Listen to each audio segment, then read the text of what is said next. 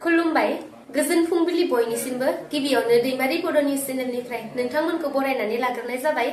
दिनै आं गोदान भिडिअ लानानै फैलायबाय। मिजिंथियो नोंथांमोना आंनि भिडिअखौ जोबजासिम नायलांगोन।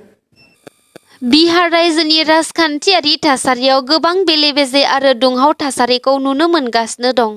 थांनाय गोबां गोलाव समनिफ्रायनो बिहार रायजोआव नीतीश कुमारनि दैदेननाय जेडीयू आरो लालु प्रसाद यादवनि दैदेननाय आरजेडी दोलोआ लोगो नांनानै बिहार रायजोआव सोरखार दाबोगासिनो दं। बिनि लेखायै नीतीश कुमार बिथाङानो गासै 8 खेब बिहारनि गिबि मन्थ्रि जानो हादोंमोन। नाथाय थांनाय माखासे सान सिगांनिफ्रायनो जेडीयू आरो आरजेडी दोलोनि गेजेराव गोरोबलायैखौ नुनो मोनदोंमोन।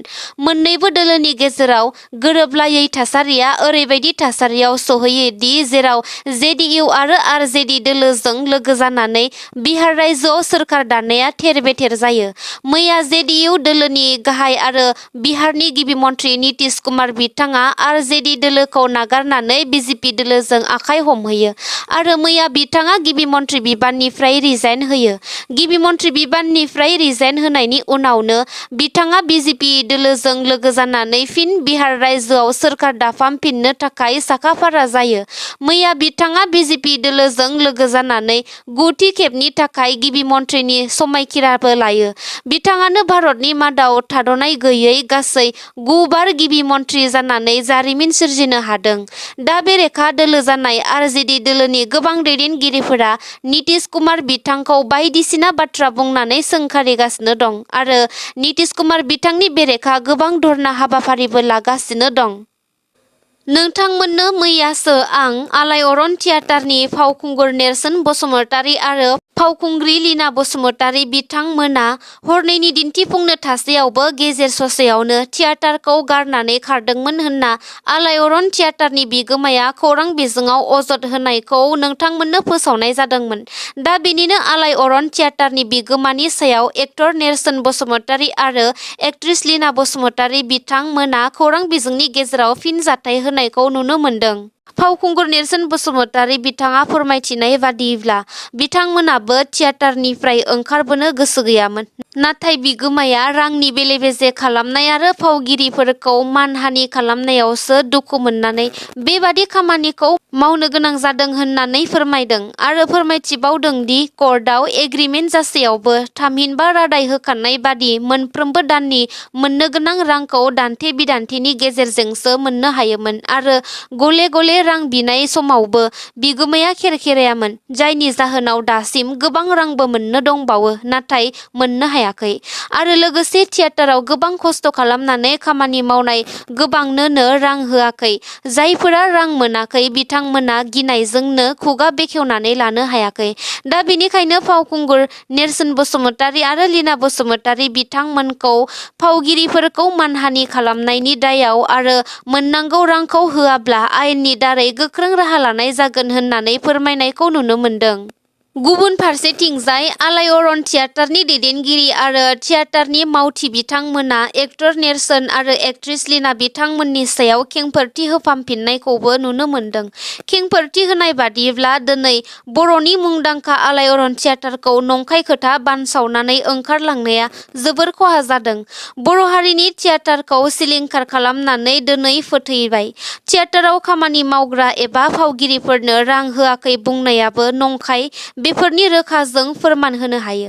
बुंनो थाङोब्ला एक्टर नेरसोन आरो एक्ट्रेस लीना बिथांमोनासो थियेटारनि नेमखान्थिफोरखौ मानिनानै लानो हायाखै आरो बुंबावदों दि बर' हारिनि जायखिजाया थियेटाराव रिहार्सेल समाव रां होनाय नेमखान्थि गैया। नाथाय बिथांमोना रिहार्सेलनि रां लुबैदों। एसेबां बोसोर थियेटार सालायबोबाय नाथाय दिनैसिम बेबादि अलखदाव जों गोग्लैयाखैमोन। नाथाय दिनै बिथां सानै फावगिरियासो आलायअरन थियेटारखौ मानहानि खालामनायजों लोगोसे बर' हारिनि हारिमुखौ नेवसिगारनाय जादों होनना गोख्रों खेंफोरथि होदों आरो इयुनाव आलायअरन थियेटारखौ नंखाय बानसावबावोब्ला फावगिरि बिथांमोननि न'आव थांनानै फोरमान होनानै आयेननि गोख्रों राहा लानाय जागोन होननानै फोरमायथिदों थियेटारनि दैदेनगिरि बिथांमोना। सुबुं समाजनि मोनसे मुगैजाथाव खामानि आरो बिखा खामथाव। दाय गैयै गथ'आ सोरनि मा दायनि जाहोनाव बेबादि साजा मोननांखो? गसाइगावआव मैयानि फुंबिलि समाव गथ' गोरलैनि गोथै देहा मोनदों। मोनथिना मोननाय बादिब्ला गसाइगाव सोहोरनि 1 नं आइरन दालांनि गाहायाव जोनोम जागोदान गथ' गोरलैनि देहाखौ गामसाजों फाफेननानै गाहायाव गारहरनाय जाथायाव मोननाय जादों। सोरनिबा गथ' गोरलैया माबाफोर समाजनि बेरेखा इनायै जोनोम जानायाव हरनि समाव बेफोरबादि खामानिखौ मावदों जानो हागौ होनना जायगानि सुबुंफोरा सन्देह खालामनाय जादों आरो फुंनि समाव गथ'नि गोरलै देहाखौ दालांनि गाहायाव दैयाव गोजावना थानायखौ नुनानै जायगानि सुबुंफोरा पुलिसनो खौरां हरो। उनाव गोथै देहाखौ पुलिसआ जाथाइसालियाव थांनानै बोखाङो होनना मोनथिना मोनदों। थांनाय 2023 मायथाइनि 19 दिसेम्बराव हरखाबै जोंनि गेजेरनिफ्राय रुंसारि जालांनाय बर' माहारिनि गेजेराव थरसे अलंबार बादि हारिमुआरि बिथिङाव जेरै सिंगार, प्रडिउसार, डाइरेक्टर, आर्टिस्ट, करिय'ग्राफि आरो बायदि बायदि बिथिङाव खामानि मावनो रोंनाय रोंखा-राखा आरिमु जोहोलाव रुंसारि गपाल स्वर्गियारिनि सारादुखौ मैया उदालगुरि जिल्लानि दानसोरां रौता बागान गामियाव सानसेनि हाबाफारिजों खुंफुंनाय जायो। बिथांनि सारादुनि हाबाफारि बादियै दुलाराय बर' हारिमु आफाद आरो बिसानि गोथार फिरफिलाखौ बिरहोनाय जायो। बेनि उनाव बिथांनि गोसोखां खाम्फाखौ बेखेवनानै होयो आर्टिस्ट भिलेज अदालगुरिनि गोरायुं रबिराम ब्रह्म बिथाङा।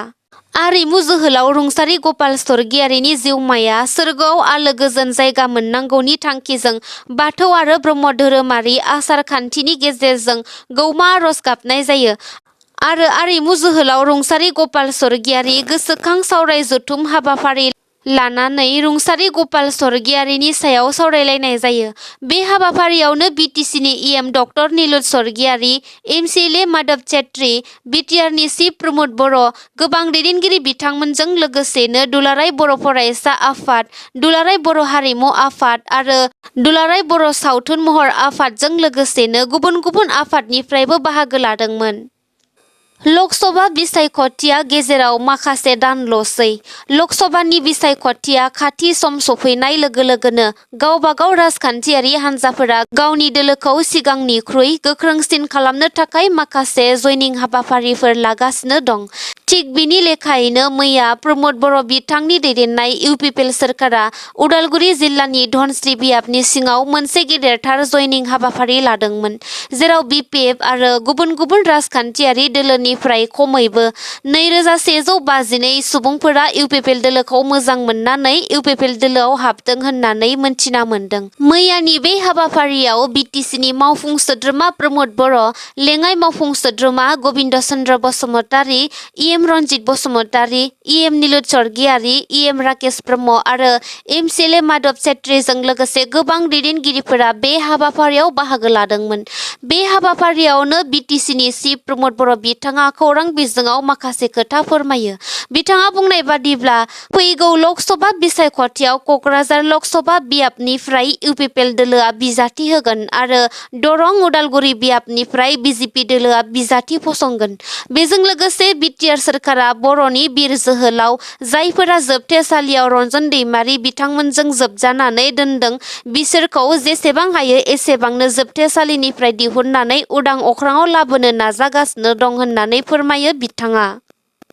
नोंथांमोना आंनि भिडिअखौ नायनानै मोजां मोनदोंब्ला अन्नानै लाइक, शेयार, कमेन्ट आरो साबस्क्राइब खालामनानै होदो। एसेनोसै, गोजोन्थों।